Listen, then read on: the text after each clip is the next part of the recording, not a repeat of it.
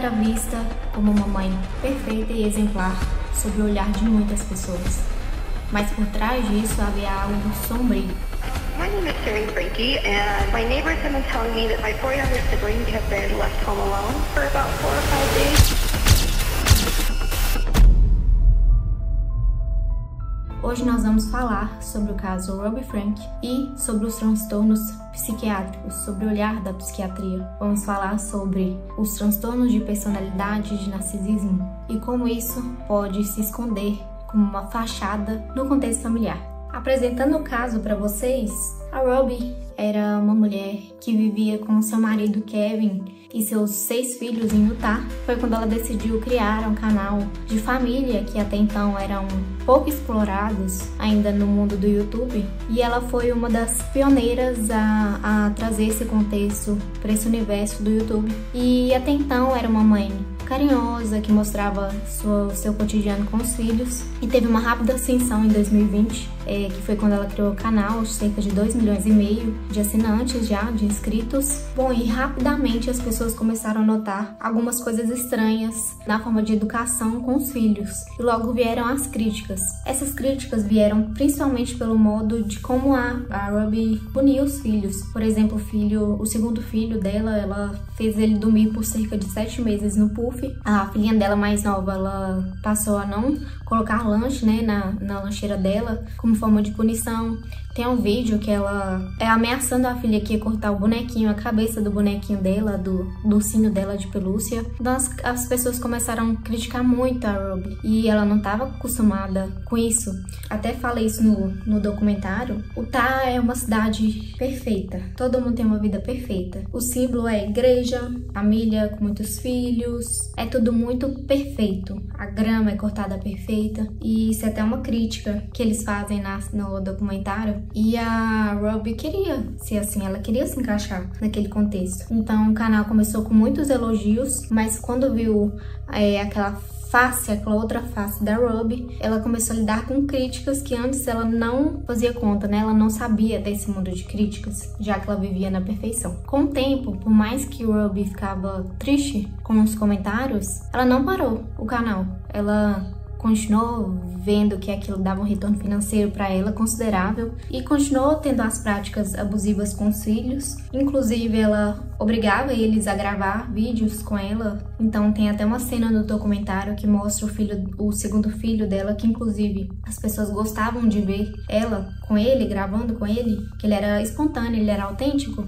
Ele mostra no documentário ela forçando ele a gravar, ele a rir, sendo que ele não queria rir. E as crianças ficavam extremamente incomodadas com isso. São crianças. Crianças têm que fazer coisa de crianças, né? Eles não queriam fazer aquilo. Tem que ser uma coisa leve, tem que ser uma coisa espontânea. E aí ela começou a obrigar os filhos a fazer coisas que eles não queriam, a gravar os vídeos com ela quando eles não queriam, tinha que ser na hora que ela pedia. Com base nisso, né, nessa emprenhada que ela tava, o marido dela, na minha opinião, ele faltou posicionamento dentro daquele contexto familiar, porque ele também é responsável pela criação dos filhos. Então ele via aquilo e simplesmente concordava. Ele seguia a vida dele, chegava em casa, às vezes ele não gostava de ser filmado também, mas ele não se impunha pra ela. Ele também era obrigado a gravar os vídeos. Em 2021, ela conhece a Jodie. A Jodie era uma terapeuta na verdade, que eu vou explicar mais lá na frente. Ela ficou bem famosa por um tempo na internet por uma empresa chamada Connections. Enfim, ela era uma aconselhadora para as pessoas, para as mulheres que a buscavam, principalmente mulheres, tá? Ela era um pouco preconceituosa com homens, e aí ela dava dicas para essas pessoas, e através de uma amiga, uma vizinha da Robbie, ela indicou a Jodie para Robbie. A Robbie começou a fazer essas consultas, e ela contratou ela principalmente porque ela estava tendo problema com o filho, o segundo filho dela, aquele que eu falei que ele era muito amado pelos seguidores. Já de cara ela gostou da Jodie, e aí o filho dela começou as terapias, né, com a Jodie. Assim, no início ele fez o segmento certinho, ele começou a inclusive obedecer muito a mãe, porque se ele não obedecesse ele ia ser punido, cada vez mais punido. Então às vezes ele pensou assim, então é uma melhor fazer isso que a Jodie tá pedindo pra minha mãe começar a ser bom comigo, pra ela parar de me punir severamente igual ela punia, com água, falta de comida, dormir no porão, no puff, tipo, coisas assim. Então ele começou a fazer isso. E aí logo depois ele foi pro internato e aí ele ficou distante da família. Ele começou meio que morar sozinho e continuou o acompanhamento, né, com a terapeuta. E aí essa terapeuta, ela começou a entrar cada vez mais na família, porque ela também não estava dando muito bem, a Ruby não estava dando muito certo com o marido. Então ela começou a fazer essa terapia cada vez mais e a Jodie, igual eu expliquei, ela não era muito a favor de homem. Na cabeça dela, o homem não podia existir na cabeça dela. E ela fazia terapia com alguns homens, especificamente pro Kevin, pro marido da Ruby. Ela falava especificamente pra ele que ele devia ir embora, enfim, que ele tinha que se desvincular da família pra família poder prosperar, pra família ser feliz. E ele, sério, ele é eu nem sei te explicar. Ele é tão manipulado, tanto pela esposa quanto pela terapeuta, ele é um ser manipulável, ele não tem opinião. E é uma coisa que eu achei interessante de falar. Ele, tanto é que ele não é uma pessoa de opinião, ele é uma pessoa com baixa autoestima, pelo que eu pude ver, que pra ele conquistar a Ruby, ele se encaixou dentro de expectativas que ela criou. Por exemplo, ela criou um quadro que o homem dos sonhos dela tinha que ter aparência assim, assado, tem que ser cristão, tem que ser aquilo. E aí ele foi se encaixando pra Ruby gostar dele. Assim, a pessoa tem que encaixar, ele teve que se encaixar pra ela olhar pra ele.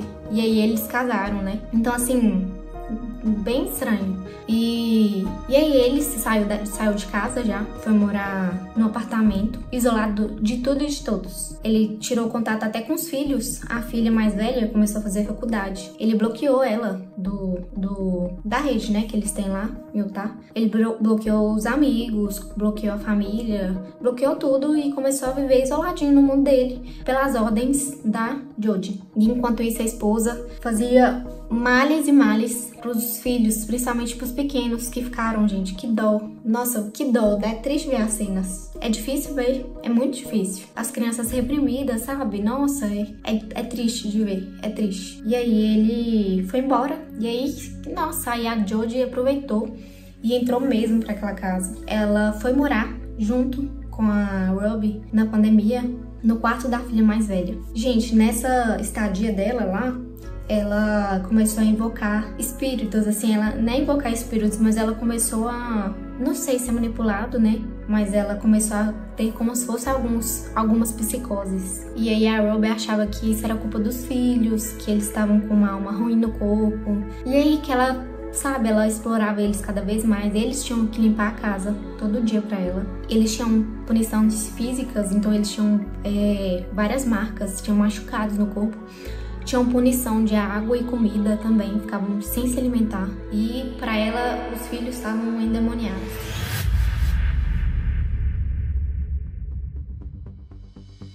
Em agosto de 2023, o filho dela de 12 anos, ele escapou dessa casa e aí ele foi pra casa do vizinho dele e pediu pro vizinho ligar pra polícia, se podia levar ele na polícia. E aí o vizinho achou estranho, né? Viu que ele tava muito desnutrido, viu que ele tava com ferimentos no punho, machucado mesmo, e nas pernas, muito magro, cabelo raspado. E aí, quando a esposa do vizinho viu ele, ela começou a ficar em prantos, ligou pra polícia. E aí, quando a polícia vai, tem até um policial que ele não consegue dar seguimento na prisão delas, que ele fica tão emocionado na hora que ele vê a filha. Gente, a filha no quarto, agachada, sentada, se muda, sem falar nada, com certeza ali há dias sem comer, com cabelo raspado, ela raspou o cabelo da filha. E, enfim, elas foram presas totalizando 60 anos de prisão e ambas foram condenadas a apenas de 1 a 15 anos, cada uma delas. A Ruby declarou-se culpada, com certeza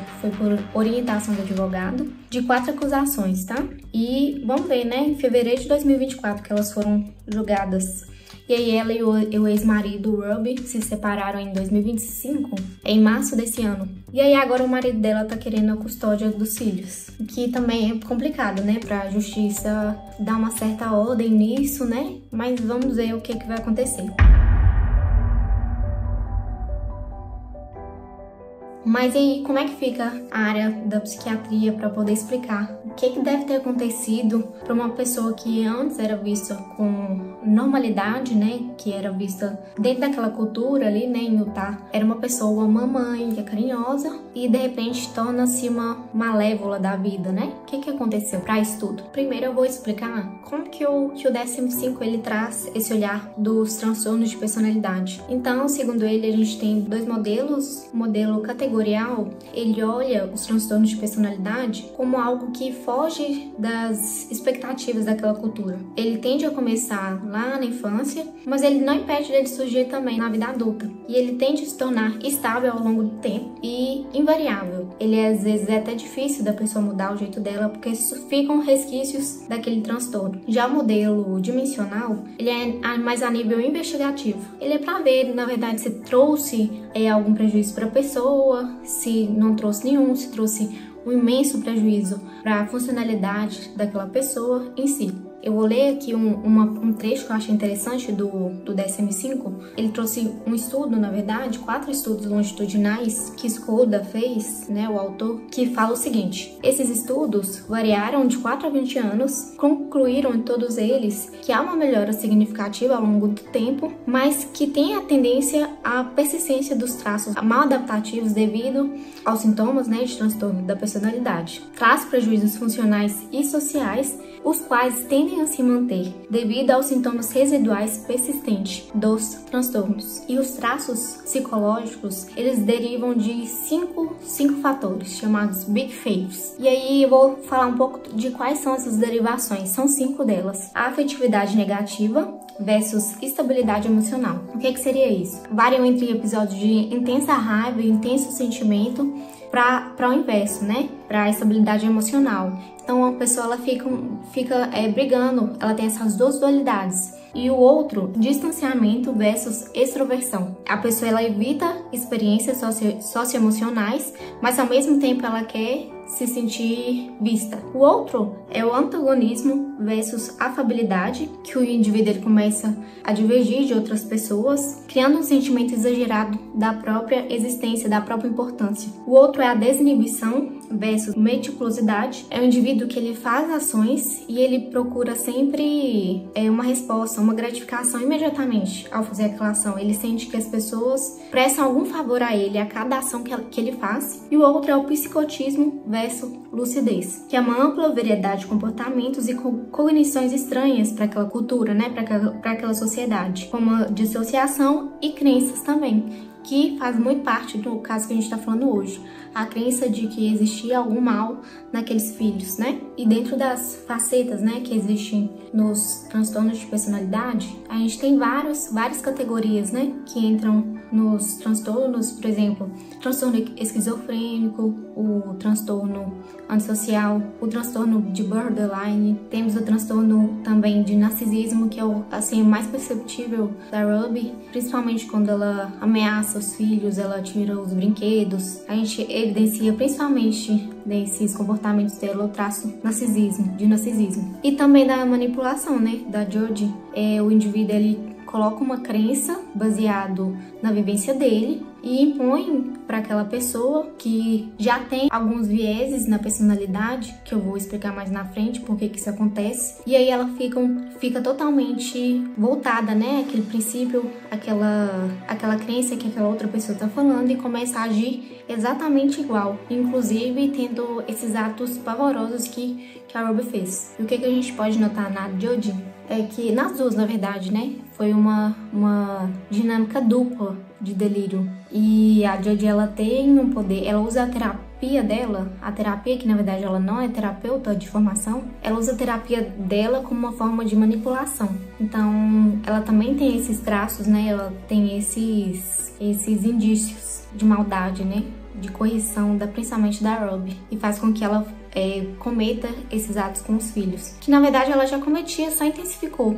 Ela só acentuou aquela crença dela. E o DSM-5 ele traz principalmente como que esses transtornos eles podem surgir, principalmente na fase adulta. Pode surgir sim a partir de fatores genéticos, tem estudos com alguns gêmeos sim, mostrando essa afinidade, essa relação, mas o contexto de fator ambiental também está associado. A gente pode ver, por exemplo, no caso dela, já tem estudos de neuroimagem mostrando que tem uma dissociação também cognitiva, neurocognitiva, principalmente ali na área de região pré-frontal, do córtex temporal e também da junção dopaminérgica. A gente tem algumas vias, como por exemplo o córtex, as amígdalas, o núcleo, e eu vou dar uma pincelada em cada um deles para mostrar para vocês quais são as possíveis alterações que uma pessoa com um transtorno de personalidade pode ter. Então eu vou começar aqui com o córtex pré-frontal e ventromedial. Se uma pessoa tem alteração dessa área, ela pode ter prejuízos da capacidade dela de julgar, de ser ética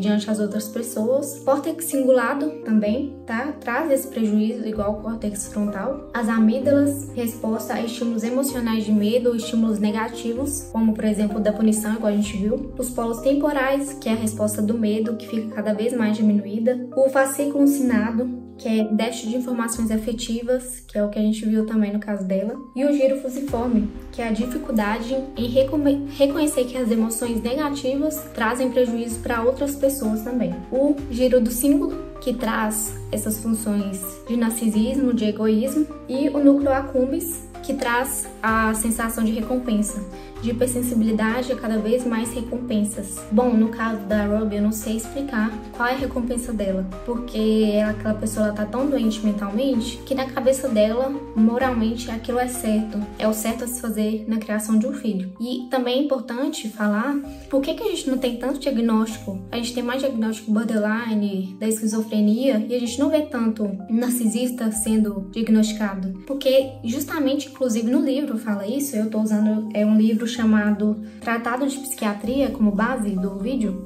Ele afirma que dentre todos os estudos, principalmente em São Paulo também teve um estudo, que as pessoas que buscam tratamento não são os narcisistas, porque eles veem que eles não precisam de tratamento. Na cabeça dele é aquela cultura certa, a vivência certa, a crença certa. Então por isso que a gente não tem tanta incidência de casos dentro dessa categoria, e sim dos mais comuns, né? O esquizofrênico, o borderline, que a gente vê muito, principalmente, que é mais falado hoje em dia, que são definitivamente quem busca tratamento. Então, o caso da Ruby mostra o narcisismo, ele pode ser muito grave e que toca até no papel de uma mãe, né? Aquela que deveria proteger seus filhos, que tinha que dar amor, né? Proteção. Muito pelo contrário, ela trouxe o caos na vida dos filhos dela. Mostra quanto isso pode ser fatal e prejudicial no contexto de uma família. Que a busca, às vezes, da moralidade, perfeccionismo, ele, na verdade, traz a imperfeição. Porque viver numa sociedade perfeita, ela não existe. Não existe. E o caso também traz o tanto que a gente valida, às vezes, algum comportamento autoritário, como se fosse o certo, baseado numa moralidade, numa crença, numa cultura. E nem sempre aquilo é certo. Muito pelo contrário, às vezes isso pode ser muito prejudicial e trazer, assim, consequências muito graves. Então, se você gostou do caso hoje, se inscreve, comenta aqui também casos que vocês gostariam de ver, de explicações também. Nossa, eu queria muito entender por que leva um indivíduo a fazer uma coisa dessas. Nem tudo é explicado, né? Mas a gente pode dar uma pincelada em alguns assuntos. Então, muito obrigada e até o próximo vídeo.